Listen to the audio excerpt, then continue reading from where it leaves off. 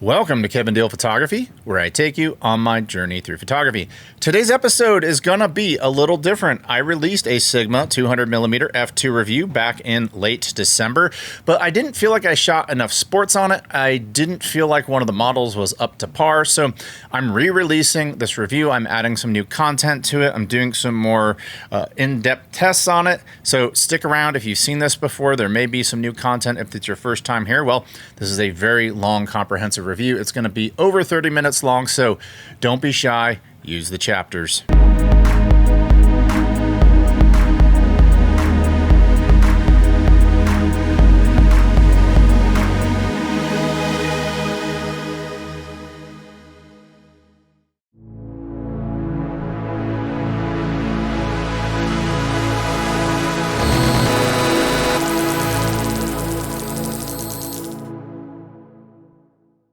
Welcome to today's episode. If you're not familiar with Kevin Deal Photography, we do gear reviews, tips, techniques, and tutorials, and sometimes we dive into film. If any of that sounds appealing to you, click the subscribe button below. To the subject of today's episode. For years, I've dreamed of owning a 200mm f2 lens. Back in my Canon EF days, I remember seeing images shot with that lens that absolutely floored me. Insane sharpness, incredible isolation, gorgeous color. It was the kind of glass you had to see to believe. Then I saw the price tag and reality set in. It was completely out of reach for me at the time. I want to say it was well over $5,000. So I filed it under maybe one day. Fast forward to the Canon RF era, the RF lenses are spectacular. My RF 28-70 f2 and my RF 85mm f1.2 are proof of that. I use both of those lenses every day in my professional work, so it was easy for me to justify purchasing them. Back to the 200mm focal length. 7 years into the RF mount, Canon still hasn't released an RF 200mm f2. And given today's prices, I can only assume that if it ever appears, it'll be pushing $10,000.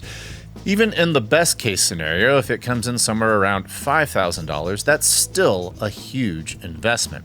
I'm sure it's going to be incredible if it ever does come out, but as of right now, it doesn't exist, so everything I'm talking about right now is pure speculation. But about a year ago, I decided to invest in the Lumix system for this YouTube channel. I started with a couple of S9s to record this talking head segment you're watching right now, and to handle most of my B-roll footage. I immediately fell in love with the system, and when the S1R II dropped, my curiosity got the best of me, and I picked one up to try out on stills. Earlier in the year, when I interviewed Sigma at Imaging USA, they said they had some pretty big announcements coming down the pipeline for 2025. They weren't kidding. In addition to an announcement of a 135mm f1.4 and a newer, improved 35mm f1.2, Sigma also announced a 200mm f2 sport lens for both the Sony E-mount and the L-mount. That immediately grabbed my attention because anytime you put 200mm and f2 in the same sentence, I perk up. But honestly, I assumed it would be a $5,000 or $6,000 lens.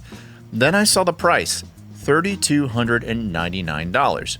Not cheap, but for a 200mm f2, much more attainable than the previous Canon 200mm models. And now, here it is. The Sigma 200mm f2 Sport mounted on my Lumix S1R II. A dream realized. I finally own a 200mm f2, and this appears to also be my first spare no expense when it comes to optics L lens. But to the real question, is it worth the hype? That's exactly what I plan to find out in today's episode. Now, it does say sport on the barrel, and yes, I'll be shooting actual sports with it, but If you follow this channel, you know my portrait work is my bread and butter. So we're going to put this lens through all kinds of portrait scenarios, and that's going to be primarily how I review it. Now, let's talk about my first impressions. Running my hands over it, I can tell Sigma spared absolutely no expenses when it comes to build quality. This is a serious lens, and I can already tell you that it's at least as good of construction as my Canon RFL lenses, and maybe even a little bit better. Now, aesthetically, I love this beautiful, clean white finish, so we are off to a good start. Now, will this lens be everything I ever hoped for in a 200mm f2? I don't know, that's why we do reviews here. But before we dive in, let's talk about the specs. The Sigma 200mm f2 DGOS sports lens is a telephoto autofocus full-frame lens for the L-mount and Sony E-mount systems. Its aperture range is f2 to f22, and it features an aperture ring with a dedicated click and declick switch. Its angle of view is 12.3 degrees. Its minimum focusing distance is 5.5 feet or 1.7 meters. Its optical design is 19 elements and 14 groups, and it has 11 rounded aperture blades. This lens features image stabilization and has a dedicated three-way switch for normal, panning, and off modes. This lens has a custom switch which can be programmed to change autofocus behavior, optical stabilization, and the focus limiter with the purchase of the optional UD11. This lens features a built-in three-way switch which allows you to be more precise and fast from different autofocus distances. This lens comes with a custom programmable button. This lens is fully weather sealed and features a rubber bumper around the front element and lens hood for extra protection. It has a front filter thread size of 105mm. It comes with an Arca Swiss compatible removable tripod mount with 90-degree preset positions. This lens comes with a strap, and the collar has a built-in strap loop. Its dimensions are 4.7 by 7.9 inches or 118.9 by 203 millimeters. It comes in at a weight of 4.01 pounds or 1.82 kilograms, and it comes in at a street price of $3,299 US. All right, so I'm here in downtown Dallas, Texas. I figured this would be a good opportunity for me to use this 200mm f2 here on an environmental portrait shoot. I have a model who wants to do some portfolio development with me. 200mm is an interesting focal length if you've shot on a 70 to 200 and you've been on that long 200mm focal length. Of that 70 to 200, you probably know that you're kind of in the range of shouting distance at that point. You can't really just give quiet verbal instructions. So it'll be interesting to see what kind of distance I have to get at in order to get the shots that I want to get with this lens. So we're going to start with an environmental portrait here in downtown Dallas. Then I'm going to go to a studio in the Deep Ellum area and see how well this guy works for a studio shoot.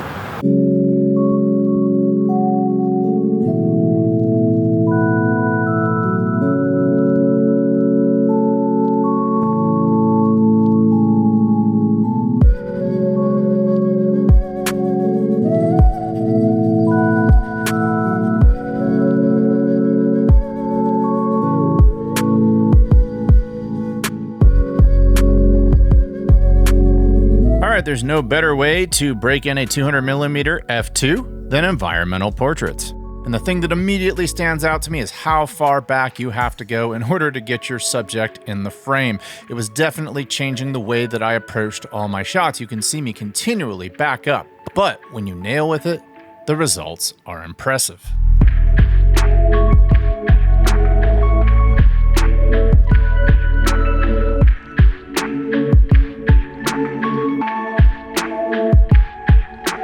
So the lens was definitely sharp, it had great subject isolation, but is this lens too long for a studio shoot? Let's find out.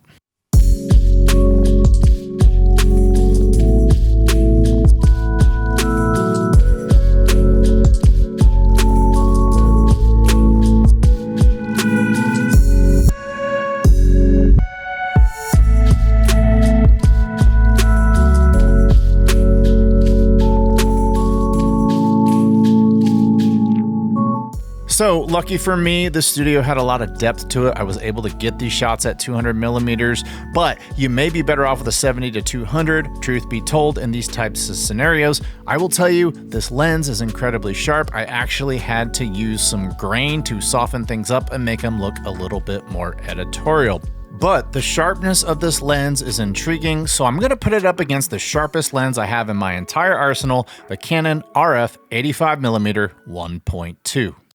I'm going to do a comparison between these two lenses because 85 1.2 on the Canon platform is regarded as the sharpest lens that they make. It's a gorgeous lens that shoots at 1.2, and I've shot hundreds of thousands of shots on this, so I'm very familiar with its characteristics and how it looks. I also see what the bokeh looks like because I've stopped down to f10 with this 200mm f2. And even at f10, there's pretty good subject isolation on it. So I actually do want to see what the bokeh on a 200mm f2 looks like versus an 85 1.2 on the same framed shot. I may be very surprised with the results.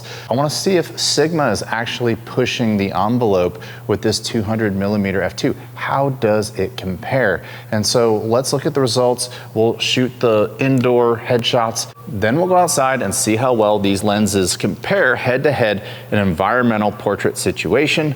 And without further ado, let's get started.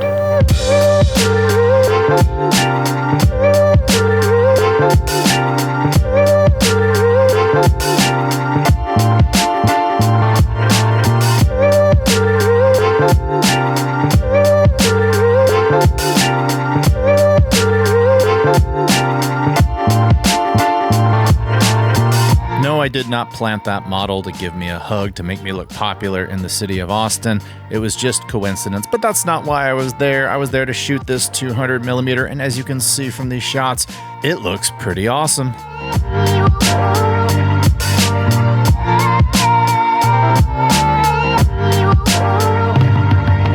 Now, one thing that this big, bright white lens will do is attract attention. People, for whatever reason, kept coming up to me and asking me about the lens, asking what focal length it was. And while that was great, that's not why I was there. I was there to compare the 85 to the 200, but I think I've taken enough shots up to this point. So let's go back to my studio and let's compare the files.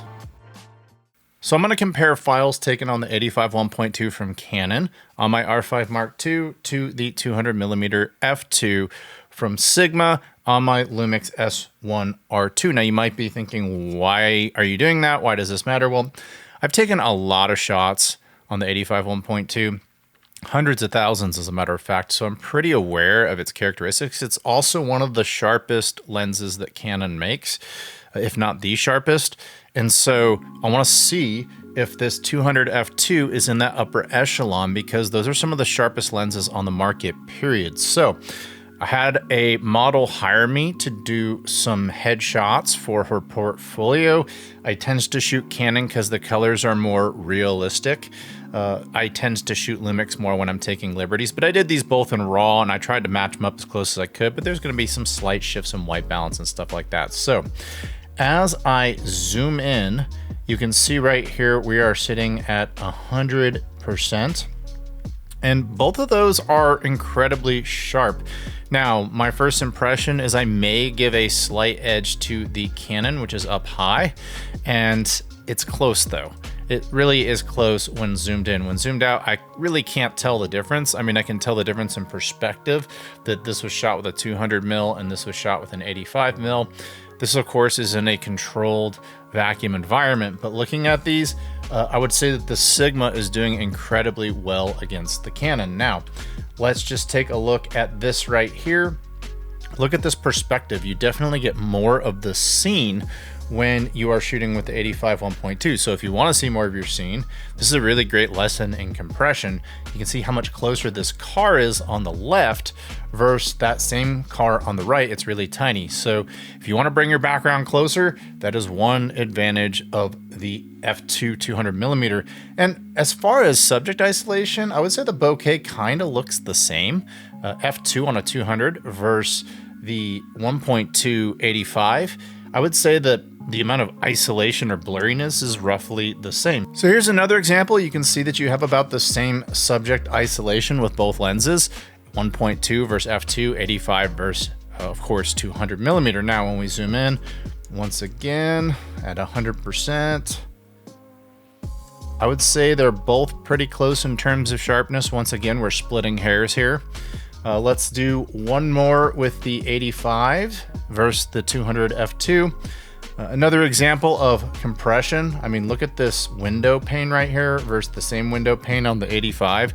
So it really does come down to whether or not you want to bring the background closer. But as we check this out, that's really close in terms of sharpness. So I would say that the 200 millimeter f2 is about on par with the Canon, which is probably why Canon hasn't opened up Sigma on the full frame RF mount. So now we're going to compare the 135 1.8 because it's a little bit closer in focal length to the 200 millimeter. And when I've shot on 70 to 200s in the past, I never really saw huge differences between 135 and 200. So this goes to 1.8, this goes to f2.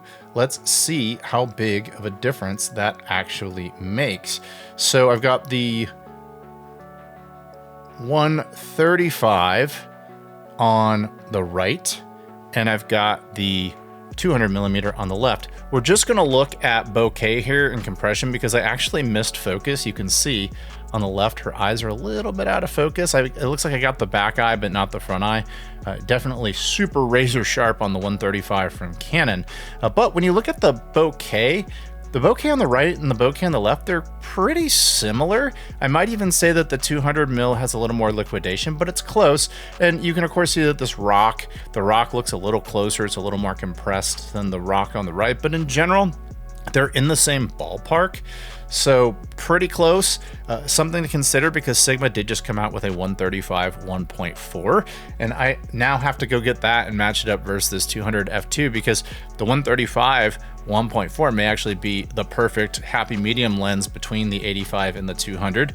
Mathematically, that seems to make a lot of sense, but also because it's a full stop of light faster than this 200 mil. So I kind of want to see what that subject separation is like, but I'm gonna pull up a different example to test out the sharpness. Of course, I shot in landscape on the one on the left, but I know I nailed focus a little bit better. So when you look at this, I mean, these are pretty darn similar in terms of sharpness. So being that the 135 and the 85 from Canon are the two sharpest lenses that I've ever used, and I've shot thousands and thousands of pictures on it, I can definitely say with confidence that the 200 millimeter in terms of sharpness is right with these two guys when it's shot wide open. What it really boils down to is how do you like the bokeh and how do you like the compression? But it does say sport on this lens, and I haven't shot any sports. So let's go take this guy out into the field and let's go shoot some sports. So there was a kickball tournament going on near my house, and I feel like that the lens focus motor speed along with the S1R2's autofocus system work fine together. You can see there's obstacles here, there's an umpire, there's a pole, there's a chain link fence, and it's still locked on to number 22. I really didn't notice that many misses. All in all, a lot of it was my fault because I'm not really a sports photographer, but man, for not being a sports photographer, I think this lens did a fantastic job. Now, a quick anecdote or personal experience about the autofocus motor speed. I saw a skateboarder about to grind. I quickly picked up my camera. I just hit the burst and well, it captured it. So autofocus speed is pretty awesome. Moving on to another local park, I shot some joggers, I shot some bikers, and just had a pretty good time using this lens for sports. Even though it was somewhat tight with some of these shots, there were some cars going by, and then as I was leaving, I did see a bird sitting on top of a tree, and it gave me the perfect opportunity to catch him in flight. The lens and autofocus worked well together in harmony, so I will say that with my limited testing for sports, it did pass that test. And then I went back to Dallas and did a little bit of cityscape work on it because I do like shooting skyscrapers from a distance with telephotos. And as you can see right here, it did a fantastic job. I did a little bit of just walk around shooting basketball hoops and things like that. And I do feel like the lens is pretty awesome, even though it may not be the most practical thing for walk around work. So with all these tests, I feel like I have a pretty good opinion about this lens. So let's go back to my studio and let's talk about what I liked and didn't like about this 200mm f2 from Sigma. All right, so I've used this lens in a variety of scenarios, including professional portrait sessions. I feel like I have enough time under my belt to give you my opinion about what I liked and didn't like. So let's start with the areas where I feel like Sigma could have gotten things a little better. First and foremost, a quick note about the 200mm focal length. You need space, a lot of space. If you're not shooting regularly in the environments where you have the room to back up, this lens will feel pretty limiting pretty fast. Even though I pulled it off, this is not a practical lens for the studio. Yes, I got amazing results out of it, but I was stopped down and I could have gotten very similar results with a 70-200, and it would have given me more versatility. This lens really shines outdoors, wide open fields, open parks, tall grass, places where you can let that compression and isolation breathe. Indoors, the only practical scenario where 200mm really works is at sporting events like basketball or volleyball games where you're shooting from a distance. Hence the name, sports. For many of you, the focal length alone may be too long for the work you typically do. That's not a flaw of the lens, it's simply a mismatch for certain shooting styles.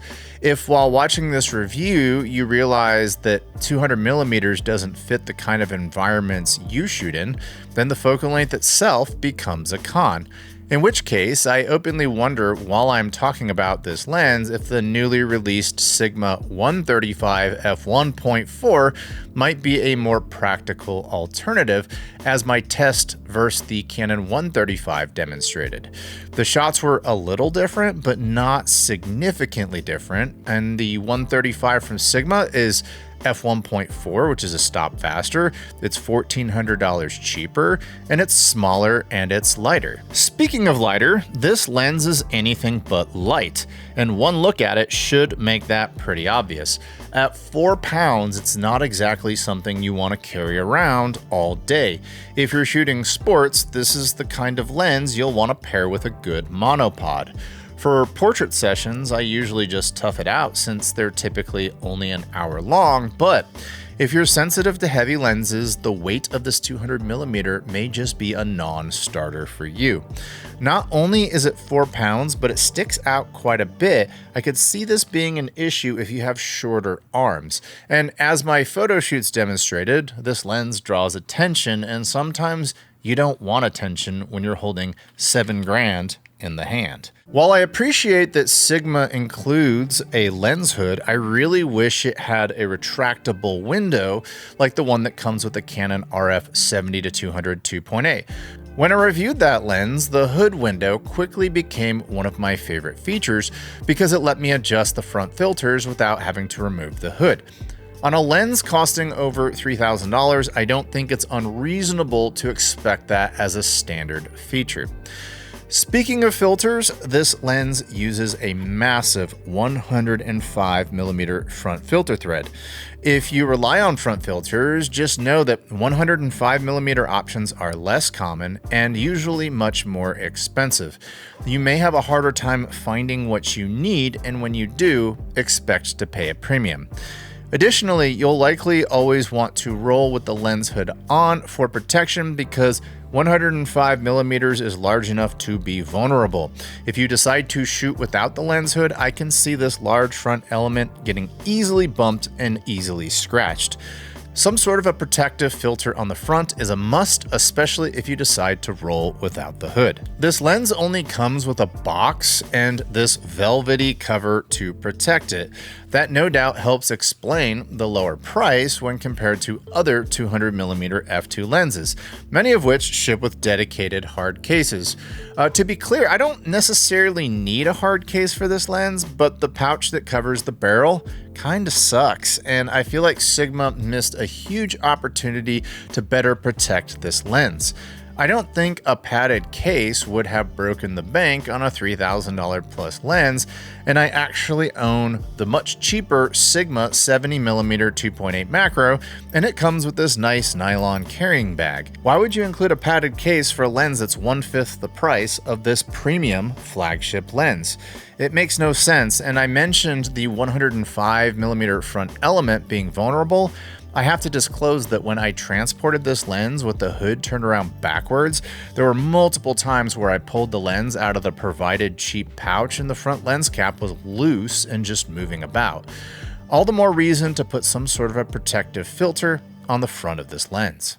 I found the aperture ring to be both a pro and a con. I'll talk about the pros later, but let's first talk about what I don't like about the aperture ring.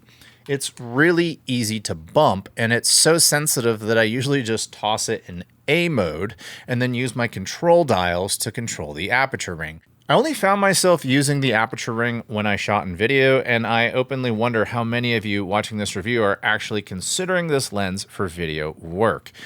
Now to what might be the biggest con for some of you.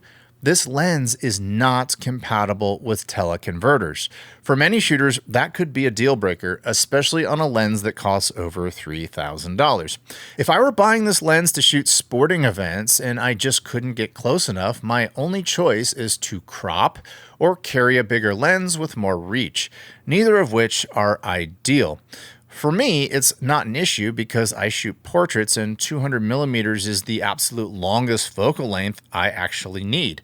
But for those of you who want the flexibility of extending your reach with a compact teleconverter instead of carrying an additional lens, this limitation could be a major disappointment. Unfortunately, with this lens, that option just isn't on the table, and for some of you, that's a significant con. That's it for the cons. A lot of those cons, like size and weight, are unavoidable due to physics, but I think it's still important that we cover them so you can make an informed buying decision. Now, let's jump into the pros of this lens, of which there were many. If you're new to 200mm f2 lenses, you might assume the 5.5 foot, 1.7 meter minimum focusing distance is long and consider that a con. But remember, the Canon EF 200mm f2 I referenced earlier, my gold standard for this focal length, that lens has a minimum focusing distance of 6.2 feet or 1.9 meters. So in reality, this Sigma is actually performing better than that original Canon EF 200mm. And honestly, if you're photographing people, you'll almost always be standing much further back than the minimum focusing distance anyway. But if you want to focus on something smaller, the Sigma can get closer to your subject than the Canon. That makes this a clear pro of this 200mm lens. The build quality of this lens is exceptional. The more I use it, the more I realize I actually think it's better built than my flagship Canon RFL lenses. While those lenses have proven durable over the years, they simply don't feel as solid or as refined as this Sigma Art lens. If you're wondering whether Sigma cut any corners here, they absolutely did not. Build quality is one of the standout features of this lens. I also love that Sigma added a premium rubber bumper to the front of the lens and the lens hood. When I'm out in the field, I can confidently set my camera rig nose down with all the weight resting on that bumper. It's stable, practical, and far better than having a bare plastic hood grinding against concrete or other hard surfaces. I mentioned earlier that the sensitivity of the aperture ring can be a con, and that's true when I'm not paying close attention. It's easy to bump. That said, when I am intentionally fine-tuning my aperture, I really appreciate the throw of the aperture ring. I also love that Sigma gives you a dedicated switch for tactile click and declick in third stop increments. That gives you a tactile, precise feel for photography or a smooth, silent adjustment for video. Speaking of video, while I doubt most of you are buying a 200mm f2 primarily for videography, it's still worth mentioning. This lens is made for Lumix and Sony, two very video-centric systems, and in my experience, the optical image stabilization combined with the IBIS in my Lumix bodies produce surprisingly usable handheld footage. If you ever need a long focal length for handheld video work, this lens shouldn't be overlooked. That image stabilization is doing some serious work. I was able to get sharp stills at much slower shutter speeds than I would normally expect when shooting handheld at 200 millimeters. For those of you new to this type of lens, IS Mode 1 is ideal for general use like portraits or landscapes, while Mode 2 is designed for panning, better suited for sports and wildlife. Both modes worked exactly as advertised and noticeably improved my results. Autofocus performance was also excellent. The HLA focus motor kept up comfortably with my S1R II. I experienced the occasional miss, but no more frequently than with any other high-quality lens I've used on my Lumix bodies. Nothing about the autofocus stood out in a negative way. Another convenient feature is the rotating tripod collar. With a simple half turn of the easy to grip knob, you can rotate the collar in 90-degree increments. It locks at 90, 180, 270, and 360 degrees, allowing you to tighten it at any position or continue rotating to the next stop. This makes transitioning between landscape and portrait orientation quick and intuitive, especially when working with a lens of this size. For those of you wondering, you can remove the collar, which will free up some weight. I personally leave it on because it gives me more places to grip the lens. And by the way, this lens does come with a strap, which goes into this little strap loop. For those of you wondering, I didn't actually use the custom switch in this review. It requires the optional Sigma USB dock, the UD11, which allows you to customize autofocus behavior, optical stabilization, and the focus limiter. I was completely satisfied with the out-of-the-box performance and didn't feel the need to make those adjustments, but the option is there, and that added flexibility definitely counts as a pro. I did, however, use the two black custom buttons on the barrel. On Lumix, I programmed those to change my autofocus box size. That's just what works for me, and its inclusion is appreciated. Now let's talk about image quality, because that's the real benchmark for any 200mm f2. Many of you are interested in using this lens wide open, and that's where some lenses fall apart. That's not the case here. Based on my testing, this lens is right up there with my Canon RF 85mm f1.2 and RF 135 f1.8, two of the sharpest lenses I use professionally.